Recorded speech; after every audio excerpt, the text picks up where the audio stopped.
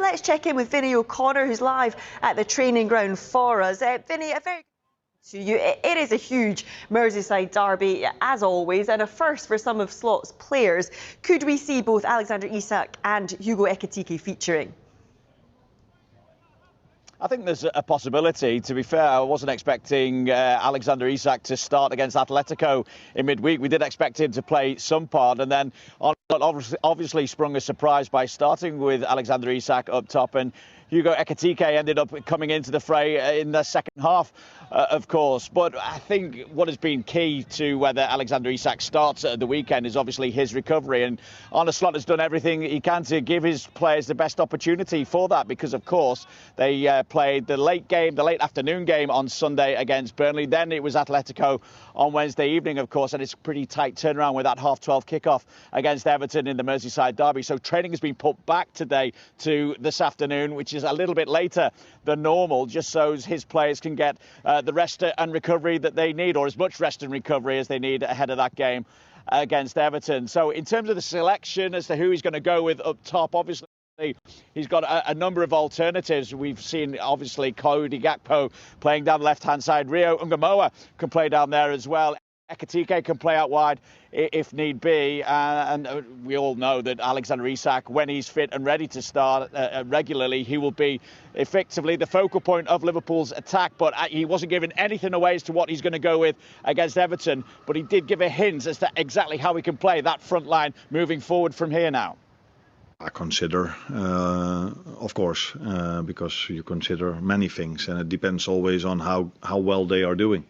So if both of them are in the best form of their life, you even consider more of playing them together. But it's also quite clear that we have a certain structure which has mainly been 4-3-3, playing with three midfielders. But the amount of time, the end phase of the game, we've played with 2 9s. That has happened quite a lot as well. Hugo can indeed also play from the left, different than Cody or Rio do this. So yeah, we have, and that's the good thing about our squad, we have multiple options. But first of all, they all have to stay fit for me to have these options. And if some of them are not fit, we might have to use them both. And Vinny, there's one man who's seen many Merseyside derbies before in Mo Salah. Slow to get off the mark this season, but are we starting to see him at his best again?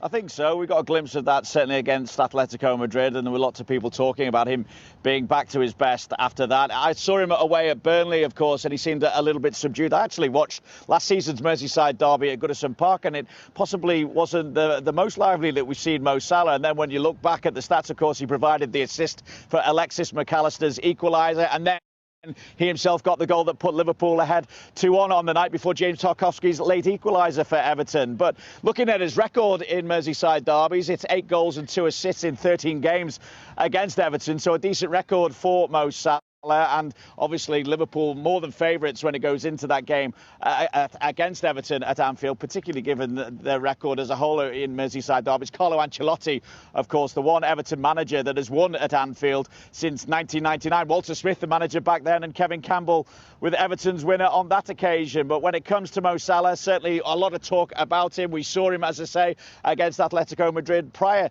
to the international break. Of course, he only got 1 Premier League goal in the first 3 fixtures of the season. But as I say, it seems that Mo Salah is beginning to hit his best, certainly from what we saw against Atletico Madrid. And obviously that's a welcome boost for Arne Slot going into this game against Everton. For me, when you are a great player, you still attribute to the team if you don't play well. So many players can attribute goals or assists when they play well, but not a lot of them can attribute something to the team when they don't play well. And with attribute, I mean goals and assists. So they can always give their work rate. But this is what stands out with Mo, I think, even, and which is normal, especially if you're a winger. It's so difficult to always be creative or always be the player he was at Atletico Madrid. But if he's not that player, which is normal, then he still has goals and assists. And I think that is why the fans love him so much and why he's so highly regarded and respected. And it seems that Arne Slot has got a pretty much full-strength squad to choose from as well, with Curtis Jones recovering from a groin strain. But obviously, looking at the build-up to this, it's been such a tight turnaround for Liverpool. The squad is in good shape, but it's where the fatigue kicks in after that game against Atletico Madrid. OK, Vinny, thank you very much. Ekitike will get 60, 70 minutes. I mean, he's been playing 70 minutes anyway, so you're going to get that again, I think, this week.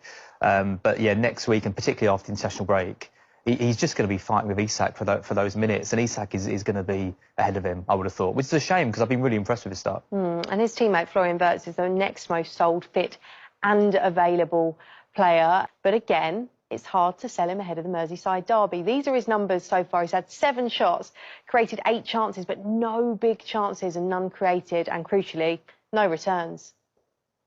Yeah, he's probably one of the most challenging dilemmas in the game at the moment. What I would say is he's looked slightly better against Atletico Madrid, and each and every game is closer and closer for him, like it's getting to clicking. And as such, I'd maybe, just with the current dynamic of the game, with Haaland in game week 6 looking to be brought in, give it 1 more week and then assess from there.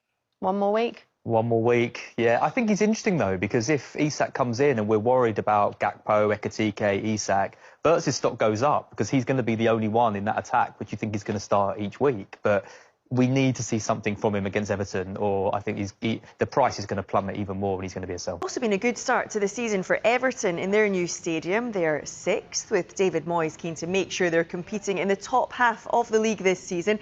He's aiming to bridge the gap between them and Liverpool, but accepts it's difficult given the different spending powers of the clubs.